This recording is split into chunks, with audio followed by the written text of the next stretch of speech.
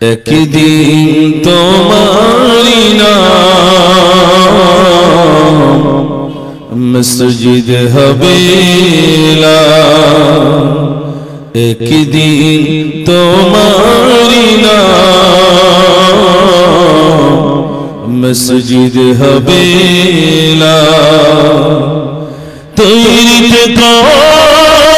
তৈরি রেখো কবরের মান সামান একদিন তোমারি নাম মসজিদ হবে একদিন তোমারি নাম মসজিদ হবে তৈরি থেকো তৈরি রেখো কবরের মান সামান একদিন তোমারি নাম মসজিদ হবে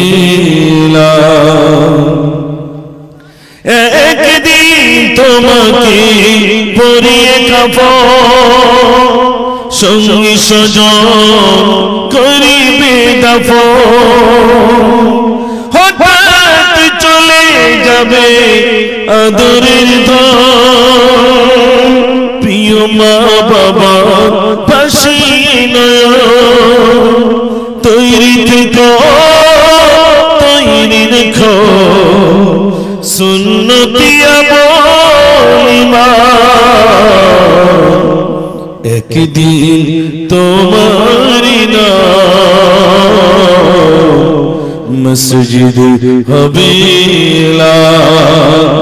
একদিন তোমারি নাম মসজিদ হবে আওয়াজ দেখে একবার নারে তাকবীর মাশাআল্লাহ আমি যে লাইনের কথা বললাম সেটা মসজিদ থেকেই আওয়াজ হবে ঠিক কি না ভাই একদিন আমার আপনার নামটা ঘোষণা করবে আলোচনা রাখার প্রারম্ভে আমি সকলের কাছে অনুরোধ করব আপনারা সবাই জমে বসো সবাই জমে বসো আর একবার প্রাণ ভরে মহব্বতে দরুদ ইব্রাহিম পড়তে পারেন এই দরুদ পড়তে পারেন আল্লাহুম্মা সাল্লি আলা সাইয়্যিদিনা মাওলানা মুহাম্মদ ওয়া আলা আলি সাইয়্যিদিনা মাওলানা মুহাম্মদ সাল্লাল্লাহু আলাইহি ওয়াসাল্লাম সম্মানিত আজকে সবার সুনামধন্য সভাপতি সাহেব বিশেষ করে এই অনুষ্ঠানের সঞ্চালক এই মাদ্রাসার সুনামধন্য শিক্ষক এবং আমার উস্তাদ হুজুরের কলিজার টুকরা সন্তান জনাব মুহতারাম মাওলানা মোহাম্মদ হাসিবুর রহমান এবং সামনেপৃষ্ট জ্ঞান পিপাসু দিনদার ইমানদার আল্লাহওয়ালা বাবাজির ভাইরা আল্লাহ সুবহানাহু ওয়া তাআলার প্রতি প্রশংসা যে আল্লাহ আমাদেরকে দুনিয়ার সমস্ত কর্ম থেকে দূরে রেখে তার পবিত্র ধর্মসভায় বসার মতো শোনার মতো বলার মতো যে আল্লাহ সুযোগ করে দিয়েছেন সেই মহান স্রষ্টার প্রতি শুকর আদায় করি সবাই সমস্বরে ভক্তি করে প্রাণ করে উচ্চ আওয়াজে বলি আলহামদুলিল্লাহ সবাই বলুন আলহামদুলিল্লাহ তারপরে জানাই সাইয়্যিদুল মুরসালিন সাইয়্যিদুল কাওনাইন খাতামুন নবিয়্যিন জনাবে মুহাম্মদুর রাসূলুল্লাহ সকলে বলুন সাল্লাল্লাহু আলাইহি ওয়াসাল্লাম তার প্রতি অগণিত দরুদ ও সালাম বর্ষিত হোক সকলে বলুন আল্লাহুম্মা আমিন মাখালগাছা মাদ্রাসা বা এলাকাটা আমি মনে করি এটা আমার জন্মভূমি কারণ এখান থেকে আমার একরকম এখান থেকে আমার প্রথম শিক্ষা আমার প্রাণ প্রিয় উস্তাদ ছিলেন জনাব মরহুম হাফেজ সাহেব রাহমাতুল্লাহ আলাইহি আল্লাহ জান্নাত তার কবরটাকে নূরে ভরপুর করে দেন সবাই বলুন আমিন এখানে আসলে আমার একটা আলাদা ফিলিং তৈরি হয় এই সেই মাঠ এই সেই আপনার হাট যেখানে প্রতি সপ্তাহে এখানেই ঘোরাফেরা এখানেই চলাফেরা একরকম জীবনের একটি অংশ এই জান্নাতুল উলুম মাখালগাছা আল্লাহ কাটিয়ে দিয়েছেন আমিও ছোটবেলায় এরকম জলসা দেখেছি এইখানে স্টেজ হতো তবে এত কারুকার্য হতো না, গ্রাম থেকে বাঁশগুলো কালেকশন করে আনা হতো। আমি ছোটবেলায় এখানে বসেছি, কিন্তু কোনোদিন ভাবতে পারিনি যে এরকম স্টেজে আমাকে আবার উঠতে হবে। এটা মুরব্বীদের দোয়া। একদিন তখন এই মসজিদ ছিল না, পুরাতন মসজিদ, আর বিল্ডিংটা ছিল এইদিকে মাদ্রাসা। হুজুর এই অফিস থেকে আমাকে ফোন করছে, মুজাফফর একটা দাওয়াত নিতে হবে, খালি আছে? আমি বললাম আল্লাহ, মোটে দাওয়াত হয় না, আবার খালি। হুজুর আমাকে বলছে খালি আছে। আমি বলছি হুজুর অমন বলবেন না, আলহামদুলিল্লাহ বলেন কোথায় যেতে হবে? অমুক জায়গায় আসতে হবে। হুজুর যাবো ইনশাআল্লাহ। সেই যে শুরু হলো, আজও পর্যন্ত ভিন্ন ভিন্ন দিকে দিকে আল্লাহ রাব্বুল আলামিন আমাকে কোরআন ও হাদিসের আলোকে যতটুকু জ্ঞান দিয়েছেন তার ভিতরে বলার আল্লাহ সুযোগ করে দিয়েছেন। এটা আমার কৃতিত্ব নয়, এটা মহান রব্বুল আলামিনের দয়া আর আমার ওস্তাদ হুজুরদের নেক দোয়ার বরকতে মানুষের সামনে দুটি কথা বলবার সুযোগ করে দিয়েছেন। আপনারা হলেন সেই মাকাল গাছের মানুষ। আলহামদুলিল্লাহ, প্রতি বছরের ন্যায় এবছরও আমরা সবাই সমবেত হয়েছি। আমার পূর্বে মুফতি সাহেব আপনাদের কাছে বেশ কিছু তথ্য আলোচনা করেছেন, যেটা গায়ের মানুষ হিসাবে, মুরব্বী হিসাবে, যে সমস্ত মুরব্বী আছেন, গায়ের মানুষ আছেন, আর এই গায়ের মানুষ হিসাবে মানুষের সামনে যে কথাগুলো শেয়ার করলে হয়, আল্লাহ তাআলার জবান থেকে সেরকম কিছু শেয়ার করে নিয়েছেন। তিনি শেষ কথা বলে গেছেন যে টিকিট খেলা বলে আর দুনিয়ার আবর্জনা থেকে, এক কথায় নোংরা থেকে যেন আল্লাহ আমাদেরকে হেফাজত করে। আর যাই করি না কেন, যদি ঈমান নিয়ে যেতে পারি তাহলে মুক্তি, ঈমান নিয়ে যদি না যেতে পারি তাহলে কোনো দাম নাই। আমার সোনার ভাইরা, বাবাজিরা, এখানে আমরা যারা আছি, মরণ এই কথাটা সকল ধর্মের মানুষ বিশ্বাস করে। আমাদের এই মাকাল গাছে অনেক হিন্দু ভাইরা আছে, তানারাও বিশ্বাস করেন, খ্রিস্টানেরা বিশ্বাস করেন, ইহুদিরা বিশ্বাস করেন, নাসারারা বিশ্বাস করেন। সকল ধর্মাবলম্বী মানুষ তিনটে জিনিস বিশ্বাস করেন। কি? মায়ের গর্ভে ছিলাম বিশ্বাস হয়, দুনিয়া এসেছি বিশ্বাস হয়, মৃত্যু হবে বিশ্বাস হয়। এই তিনটে কথা সবার বিশ্বাস হয়, হয় না? হয় না ভাই? জোরে বলে হয়।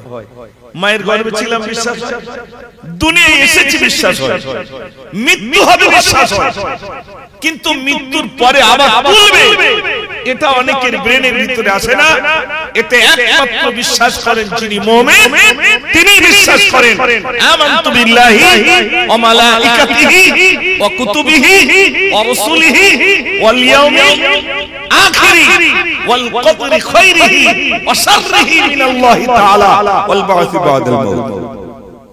যিনি ঈমান এনেছেন, যিনি মুমিন হয়েছেন, তিনি বিশ্বাস করেছেন যে আমার একদিন আবার তোলা হবে। এখানে যত ভাইরা আছেন একটু বলবেন, আমাদেরকে তুলবে না মরে গেল ব্যাস? চার দোকানে মুফতি সাহেবের অভাব নেই, বলে মহিষার শুধু ভয় দেখায়, বাদ দাও, মরে গেল তো হয়ে গেল, মরে গেল তো হয়ে গেল। মানে আপনি বলুন তো, মানুষ মরে যাওয়ার পরে কবরে বাঁশ আগে যায় না লাশ আগে যায়? ও বেশ ভালোই বলে লেছে, বাঁশ আগে যায় না লাশ আগে যায়? বাঁশ আগে যায়। বাঁশ বলে আমি যাচ্ছি, তুমি এসো, ব্যবস্থা ওই জায়গায় হবে। কতটা সুদ খেয়েছো, আর কতটা ঘুষ খেয়েছো, কতটা জুয়া খেলেছো, কতটা টিকিট খেলেছো, ব্যবস্থা ওই জায়গায় হবে। বিশ্বাস করো, রেহাই নাই। মৃত্যুর পরে আবার তুলবে, এটাই যিনি বিশ্বাস করেন তিনি হলেন মুমিন। মুমিনই বিশ্বাস করে যে আমাকে আবার তোলা হবে, আমাকে আবার জিজ্ঞাসাবাদ করা হবে, আমাকে আবার মহান রব্বুল আলামিন এর সামনে আমাকে দণ্ডায়মান হতে হবে, দাঁড়াতে হবে। আল্লাহ রব্বুল আলামিন পুঙ্খানু হিসাব নেবেন। ফামান ইয়ামাল মিসকালা যাররাতিন খায়রান ইয়ারা ওয়া মান ইয়ামাল মিসকালা যাররাতিন শাররান ইয়ারা।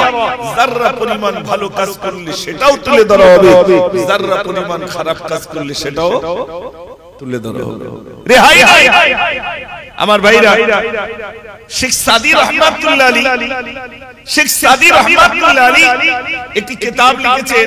অনেক কিতাবের ভিতরে একটি কিতাব, যে কিতাবটা বাজারে বিক্রি হয়, অনেক ভাবে বিক্রি হয় বাংলায়। মুসলমানের হাসি যদি কারো বাড়িতে থাকে দেখে নেবেন। শেখ সাদী রহমাতুল্লাহ আলাইহি উনি বলছেন একটা ঘটনা লিখেছেন, অনেক ঘটনার ভিতরে একটি ঘটনা। শেখ সাদী রহমাতুল্লাহ আলাইহি বলছেন রাজামশাইয়ের কাছে একটা লাঠি আছে, তো লাঠিটা দেবেন কাকে? বলছে আমার রাজ্যের ভিতরে আমার দরবারে সবথেকে যে পাগল তাকে দেব। তো খুঁজে খুঁজে খুঁজে একটা পাগল ডেকে আনা হলো, চোখ চুলগুলো এলোমেলো, বস্ত্রটা ছেঁড়া, এরকম একজন মানুষকে ডেকে আনা হলো। রাজামশাই কি হয়েছে? বলি পাগলকে ডেকে এনেছি। কই পাগল? পাগল সামনে এসে হাজির। রাজামশাই বলছে লাঠি একটা দেব, কিন্তু আমি দেখছি আমার রাজ্যের ভিতরে সবথেকে বড় পাগল তাকে দেব। তো তুমি যখন এসেছো লাঠিটা নাও, তবে শর্ত একটা, তোমার থেকে কয়েক ডিগ্রি পাগল যদি তোমার লাইফে তুমি দেখতে পাও, লাঠিটা তাকে দিও। আচ্ছা হুজুর ঠিক আছে। লাঠি নিয়ে চলে গেছে। 1 বছর 2 বছর পর মনে হলো রাজদরবার থেকে ঘুরে আসি, রাজামশাই লাঠি দিয়েছিলেন, ওই রাজদরবার থেকে ঘুরে আসি। রাজদরবারে এসেছেন, এসে দেখছেন বহু মানুষের সমাগম। সকল মানুষকে উপেক্ষা করে বলছে কি হয়েছে? বলছে জানো না? বলছে না। বলছে রাজামশাই মরে যাচ্ছে। বলো কি? বলছে হ্যাঁ। সকলকে উপেক্ষা করে রাজার কাছে এসেছে। রাজামশাই কি হয়েছে? বলছে আমি মরে যাব। মরে কোথায় যাবেন? বলছে কবরে যাব। তো কবরে যাবেন তো বালিশ কাঁথা নিয়েছে? পাগলের যেমন কথা। রাজামশাই বলছে পাগল, কবরে বালিশ কাঁথা লাগে না, তুই চলে যা। পাগল তখন বলছে রাজামশাই খাট নিয়েছেন, আপনি তো নিচে শুতে পারেন। বলছে পাগল তুই চলে যা, কবরে খাট লাগে না। রাজামশাই বলছে খাট লাগে না কবরে, তুই চলে যা। পাগল বলছে রাজামশাই সিংহাসন নেবেন না, নইলে বিচার করবেন কোথায়? বলছে তুই চলে যা, কবরে খাট লাগে না, কবরে সিংহাসন লাগে না, কবরে সব কিছুর প্রয়োজন নাই, তুই চলে যা। পাগল তখন বলছে রাজামশাই বুঝেছি, 7 বছর জিন্দেগিতে দুনিয়ার খাট বানিয়েছে, দুনিয়ার সিংহাসন বানিয়েছে, দুনিয়ার আসবাবপত্র বানিয়েছে, আমি বুঝেছি আমার থেকে যদি কয়েক ডিগ্রি পাগল বেশি হয় সেটা আপনি। লাঠিটা আপনি নেন। লাঠি কার কাছে গেল ভাই? আমরা মনে করি মসজিদে যাচ্ছি, পাগল বোঝে না। আমরা মনে করি জামাতে যাচ্ছে, পাগল বোঝে না। আমরা মনে করছি বিরাট দান করছে, পাগল বোঝে না। বোঝে কারা? বিরাট নামী লোক মাগোর কাছে হাঁটায় 3 তলা একটা বিরাট বিল্ডিং করেছে, বাবা অত সহজ মনে করছি বিরাট দামি। মনে রাখবেন এখানে যত ভাইরা এসেছেন, আমি আপনাদের কাছে বোঝাতে চাইছি যে পাগল আর চালাক, চালাক ওই ব্যক্তি যিনি কবরের সরঞ্জাম তৈরি করেছেন, উনি হলেন চালাক। আভ্যন্তরীণ দৃষ্টি দিয়ে দেখলে তানারাই চালাক, যারা কবরের সরঞ্জাম তৈরি করতে পেরেছেন ওনারাই হলেন চালাক। একটু জোরে বলুন না সুবহানাল্লাহ। এইজন্য আমি প্রথমেই উঠি শুরু করলাম, একদিন তোমারি না মসজিদ হবে না, তৈরি রেখো কবরের মান সমান। একদিন তোমারি না মসজিদ হবে না। হযরত কুতুবউদ্দিন বখতিয়ার কাকি রাহমাতুল্লাহ আলাইহি ইন্তেকাল হয়ে যাবে। ইন্তেকালের পূর্বে শিষ্যদেরকে ডেকেছেন, আবার শিষ্যরা শোনো, আমি একদিন মারা যাব, আমার মরণের পরে আমার জানাজা নামাজ যিনি পড়াবেন তার যেন 4টে গুণ থাকে। প্রথম নম্বর গুণ, যার জীবনে তাহাজ্জুদের নামাজ কাজা হয় না। দ্বিতীয় নম্বর বললেন যার জীবনে তাকবীরুল্লাহ ছাড়ি নাই। 3 নম্বরে বললেন যার জীবনে আসরের ফরজ নামাজের পূর্বে 4 রাকাত সুন্নাত নামাজ যার কাজা হয় নাই। চতুর্থ নম্বরে বললেন যে জীবনে কোনো বেগানা নারীর দিকে চোখ মেলে তাকায় নাই, এমন 4 গুণওয়ালা মানুষ যদি পাও আমার জানাজার ইমাম বানিও, আর যদি না পাও ডাইরেক্ট কবরস্থ করো। কটা গুণের কথা বলেছেন ভাই? 4। প্রথম নম্বর গুণ, যার জীবনে তাহাজ্জুদের নামাজ কাজা হয় নাই। এই কদিন আগে এক জায়গায় জলসা গেছে, তো হচ্ছে হুজুর ছেলে পিলে কেউ নামাজ পড়ে না, তো একটু বলবেন নামাজের কথা। কি নামাজের কথা বলবো? বাপ ছেলের বলছে এক বান্ডেল বিড়ি কিনে নে। তাহলে বাপ যদি ছেলের বলে বিড়ি কিনে নেয়, তো ও নামাজি হবে না বিড়ি টানা হবে? ভাই একটু জোরে কথা বলে। তাহলে বাপ ছেলে ছেলে বাপ মানে বাপ ছেলেকে বান্ডেল আনতে দিচ্ছে, বান্ডেল নিয়ে আয়।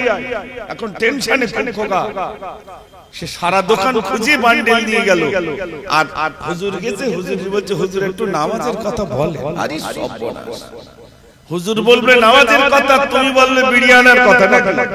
ও জীবনে নামাজি হবে বলে মনে হয়? কি করে হবে? আল্লাহ রাসূল বলেছেন তোমাদের ঘরটাকে তোমরা মসজিদ বানাও। বাপ যদি নামাজি হয়, ছেলেও নামাজি হবে, হবে না ভাই? হবে। মা যদি নামাজি হয়, ছেলেটাও নামাজি হবে। আর মা যদি মোবাইল ছেলে হয়, তাহলে ছেলে কি আল্লাহর ওলি হবে? কথা বলে। কি করে হয়? মা রাতে মোবাইল ছেলে যাচ্ছে, ছেলে কি করে হয় আল্লাহর ওলি? ও বাড়ি নামাজি নেই, বাপ বিড়ি টানছে, ছেলে কি করে হবে? হবে না। আমার সোনার ভাইর এখানে রাত করলে হবে না। এই রাত্রি হয় দুটো লিক সারাই হবে, আর নেটলি বাসটা হবে দুটো রাত্রি উঠেছি যখন, আলহামদুলিল্লাহ। আর আমি তো আপনাদের বাড়ি, কোনো টেনশন নেই ইনশাআল্লাহ। একটু জোরে আওয়াজ দেন না দেখি, নারে তাকবীর। গজল শোনাবো, যদি আওয়াজ জোর হয় তাহলে শোনা হবে, শোনানো হবে। যদি আওয়াজ কম হয় তাহলে কিন্তু শোনানো কম হবে।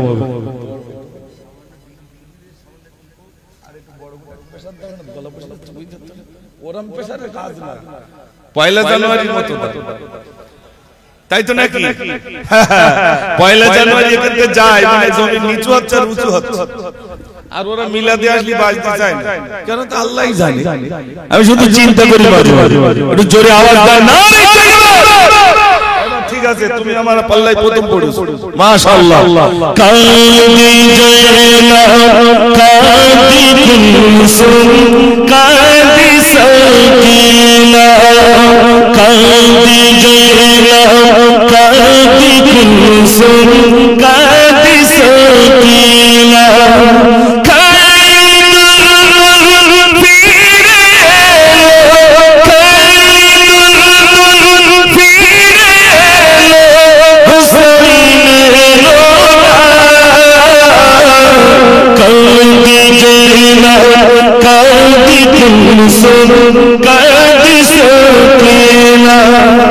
আমি আওয়াজ দেখবো আর মাঝে মাঝে ইনশাআল্লাহ গজল আপনাদের সামনে বলবো, নারে তাকবীর। আমার এইখানে আসলে আমার মনে পড়ে, এই আমি গজলগুলো শিখেছিলাম কোথায়? ঠিক এই দুতলা বিল্ডিং ছিল না ভাই, আর দত্তপাড়া হুজুর ওই কোণাটায় দুতলায় একটা সরু ঘর ছিল, ওই ঘরে থাকতেন। আর আমাকে শুধু ওনার নিজের ছেলের নামও ছিল মুজাফফর, এখন বুড়িপুকুর মাদ্রাসার মুফতি সাহেব, আলহামদুলিল্লাহ। তো খুব ডাকতেন, আমি হয়তো তখন একটু বিরক্ত বোধ করতাম, হুজুর এত ডাকে আর কি শুধু বলতে হয় আলহামদুলিল্লাহ। এই বলতে বলতে বলতে এখন শুধু আর পশ্চিম বাংলার এই কোণে কোণে না, আলহামদুলিল্লাহ ভিন্ন ভিন্ন রাজ্যে আল্লাহ পাক গিয়ে বলার আল্লাহ একটা বিরাট সুযোগ করে দিয়েছেন। দক্ষিণ দিনাজপুরতে বারবার ফোন করছে, বলছে হুজুর আমরা দিবানা একটা গজল। কোন গজলে গো? মায়ের কদম চুমে নিলে খোদার রহম হতো, ফুলের সুবাস যতই না হবে না মায়ের মতো, মায়ের কদম চুমে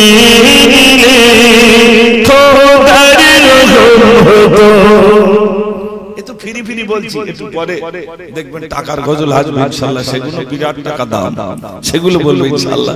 আমি এখানে আসলে আমার মনে হয় সেই সময় আপনার বাবরি মসজিদ ধ্বংস করা হচ্ছে, সিয়াসত হুজুর এখন আছেন এখানকার আলহামদুলিল্লাহ।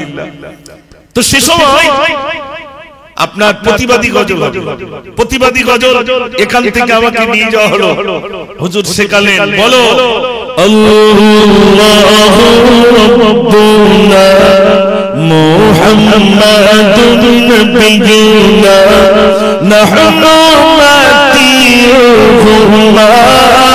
নাহনু মাতিয়ুহুমা লাইসা মুলকু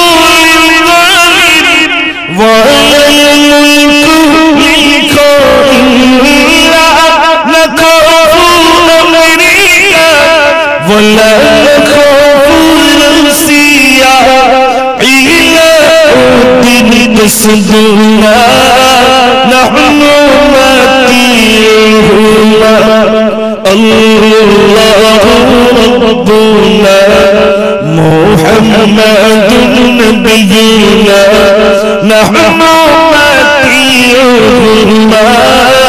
نحن ماتيهما আওয়াজ জোরে দিতে হবে নারে তাকবীর আমি গজল এখন শুরু করিনি এখন সবে আমাদের দিকে জল কাটতো বিরাট ওই জল কাট দেখবেন মাছ ধরার একটা কৌশল আছে ফাতনা জাল পাততে আর ফাতনা জাল মানে 50 হাত লম্বা আর হাইট খুব যদি হয় 2.5 ফুট 3 ফুট এই পেতে চুপচাপ বসে থাকে না লাঠি চার্জ করে ভাই লাঠি চার্জ করে লোকে দেখলে বলি পাগল পানিতে শুধু লাঠি মারছে কিন্তু ওর একটা কৌশল আছে এদিকে লাঠি চালালে মাছগুলো ছুটে সব জালে মুখ দেয় আমি দেখলাম মুফতি সাহেব চলে যাওয়ার পরে জলখার খালি তাহলে একটু ফাতনা জাল পেতেলি মোটামুটি একটা মজমা হয়েছে এবার আমার আলোচনা ছিল যেটা সেটা আপনাদের কাছে বলবো হযরত কুতুবউদ্দিন বখতিয়ার কাকি রাহমাতুল্লাহ আলাইহি কটা গুণের কথা বলেছেন ভাই একটু জোরে বলেন চার গো হযরত কুতুবউদ্দিন বখতিয়ার কাকি রাহমাতুল্লাহ আলাইহি বলে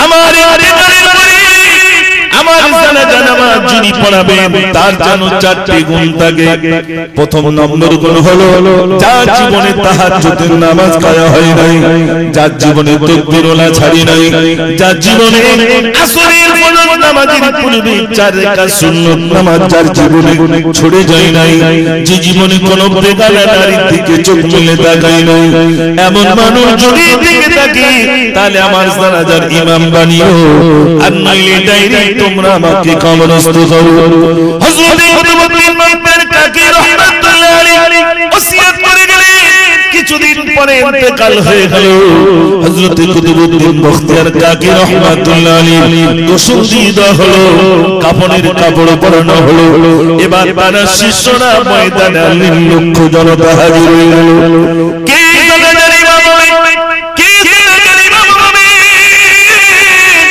কে জানাজার ইমাম হবে এমন সময় দাঁড়িয়ে বললেন ও কুতুবউদ্দিনের ভক্তরা ও কুতুবউদ্দিনের শিষ্যরা হযরত কুতুবউদ্দিন বখতিয়ার কাকি রাহমাতুল্লাহ আলাইহি বলেছেন চারটি গুণের কথা বলেছে এখানে আপনারা যা উপস্থিত আছেন শুনেন যার জীবনে তাহাজ্জুদের নামাজ কাজা হয় নাই যার জীবনে তাকবীর ওয়ালা ছাড়ি নাই যার জীবনে আসরের ফরজ নামাজের পূর্বে 4 রাকাত সুন্নাত নামাজ যার জীবনে ভাইরা আবার ছেড়ে যায় নাই যার জীবনে কোনো বেগানা নারীর দিকে চোখ মেলে তাকায় নাই এমন মানুষ যদি থেকে থাকেন তাড়াতাড়ি করে আসুন হযরত কুতুবউদ্দিনের জানাজার ইমাম মেনে যান খুঁজে পাওয়া যাবে ভাই আমি নিজে হাবিসা হুজুর দেখেছি প্রতিদিন তাহাজ্জুদের নামাজ মসজিদে এসে পড়া এবং বাকায়দা জিকির করা আমি নিজে চোখে দেখেছি মাঝে মাঝে তাদের জমিয়াত উলামা হিন্দের মিটিং এ বিভিন্ন জায়গায় যেতেন আসরের নামাজ আমরা পড়ে হয়তো মাগরিবের একেবারে কাছাকাছি এসে গেছি হুজুর কিভাবে যে তিনি আগে নামাজ আদায় করতেন বিশ্বাস করুন আর ছেলেরা যদি না নামাজ পড়তো বা এক রাকাত যদি ছেড়ে যেত এখন কতটা মার হয় বলতে পারবো না তবে সেই খুতবা পড়া যে লাঠিটা দেখেছেন ভাই আপনারা দেখেছেন মেরে ওই খুতবা পড়া লাঠি ভেঙে দেবে এখন মানলে হয়তো কতটা মানুষ থাকবে ছেলেরা থাকবে জানি না তবে আগে পেটাই ছিল যদি এক রাকাত ছেড়ে যায় তাহলে সে পেটাই আলাদা শুধু নামাজের তালিমের কথা বলছি এক রাকাত যদি ছেড়ে যায়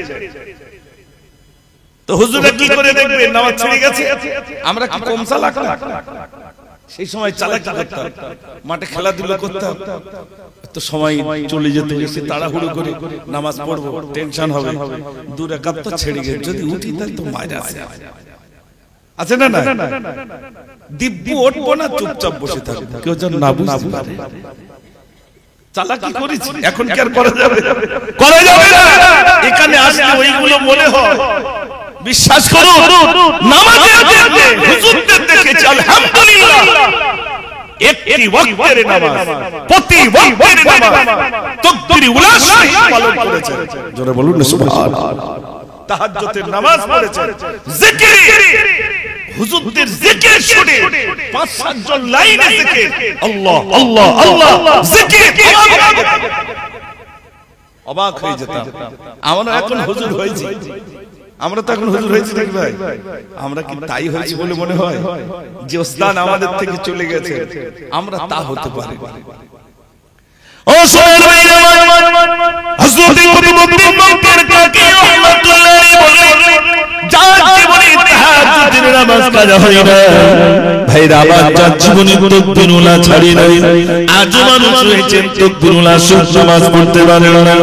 মদিনায় মুনাওয়ারা মসজিদে নবী যখন কোন মানুষ হজ পাকে যান মদিনায় ভাইরা, আবার 40 ওয়াক্ত নামাজ পড়তে হয়, আর তিনি 40 ওয়াক্ত নামাজ পড়তে হয়। হাজী সাহেব হজে যায় কিন্তু জানে না 40 ওয়াক্ত তাকবীরুল্লাহ শহীদ পড়তে হয়।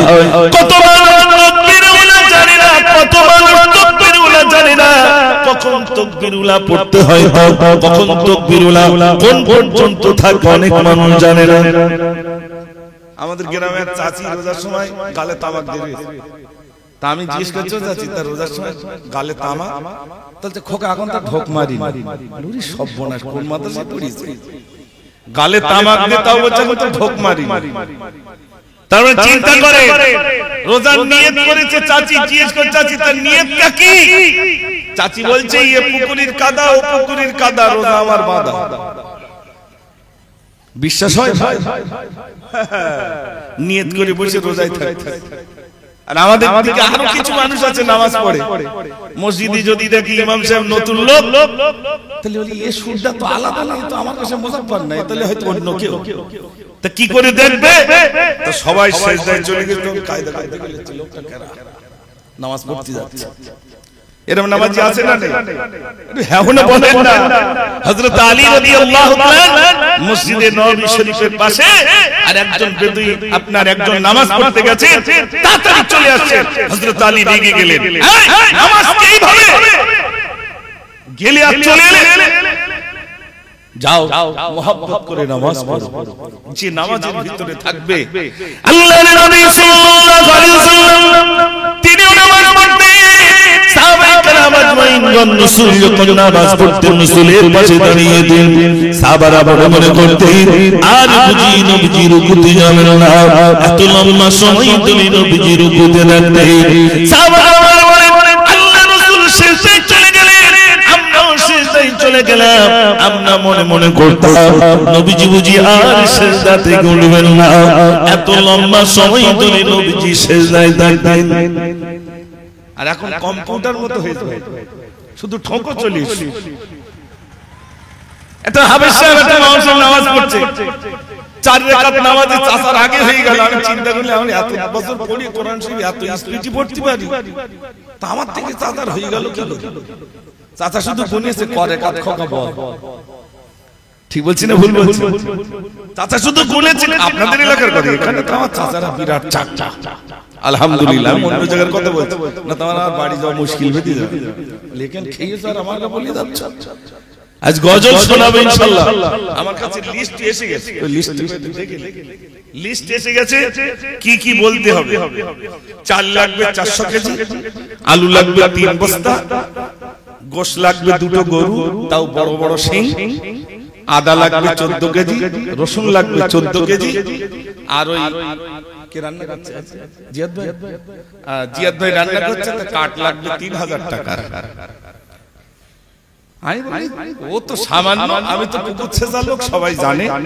প্রথমে জাল ফেলে দেখ, যদি না হয় বেড জাল নিয়ে আসবো, বেড জাল এনে যদি না হয় মেশিন দিয়ে পুকুর ছেঁচে ফেলবো, তাহলে মাছ ধরে বাড়ি যাবো ইনশাআল্লাহ। মাখাল গাছের এখান থেকে যদি না নিতে পারি শয়তান হাতবার বলবে তোর আর কোথাও যেতে হবে না, তুই হাটে কালেকশন করতিস আর সেই হাটে মিলাদ হচ্ছে মানুষের কাছ থেকে নিতে পারিস। এই হাটে কালেকশন করে পুকুরির ঘাটে গিয়ে গুনছি কত রকম দেখি, একদিন তরকারি হয়েছে 33 রকম সবজি, 33 রকম, তার ভিতরে মূলটা যা সেদ্ধ হয়ে যায়। আমার কথা বিশ্বাস হচ্ছে ভাই? বিশ্বাস করে আর পুকুর আছে যখন কোনো হবে না গন্ডগোল, চালাও 100 ডালি 150 লোক পয়সা ছেলার কোনো বালাই নেই জামনা কথা। এখন তো আলহামদুলিল্লাহ ছেলেদের আমার এই কথাগুলো হয়তো গল্প হচ্ছে মাগাল গাছের বাবাজিরা আপনারা এখানে জানেন এই তো সব জায়গা আলহামদুলিল্লাহ সবজি প্রচুর ভাবে এখন হাট কত ভাবে চলে বলতে পারবো না। আর সেলুনি ইটি বসো কি 2 টাকা না 3 টাকা দাও চুল কেটে বাড়ি যাও। এখন চুল কাটা হয়েছে 350 টাকা 400 টাকা।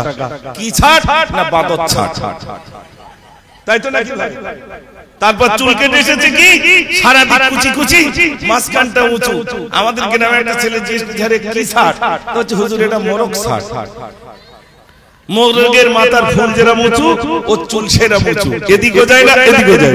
আর একটা গজল লিখেছিলাম অনেক আগে, এই দুনিয়ায় আসবে নবী ভয়ঙ্কর এক জানজা, দুটি চোখ তার দুরকম হবে বলিবে আমায় আল্লাহ, তার ওই গানেতে এত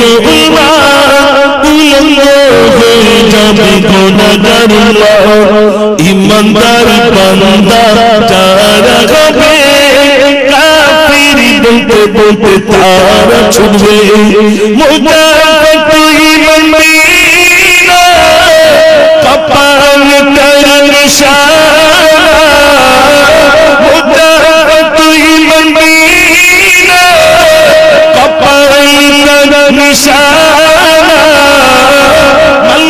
জন্নত পাবিনা মৌতের পরে সঙ্গে কেউ যাবে না, যাবে নাকি আমল হবে সঙ্গের সাথী কোরআনের ঘোষণা, পাক কোরআনের ঘোষণা, মৌতের পরে সঙ্গে কেউ যাবে না। আমি বলছিলাম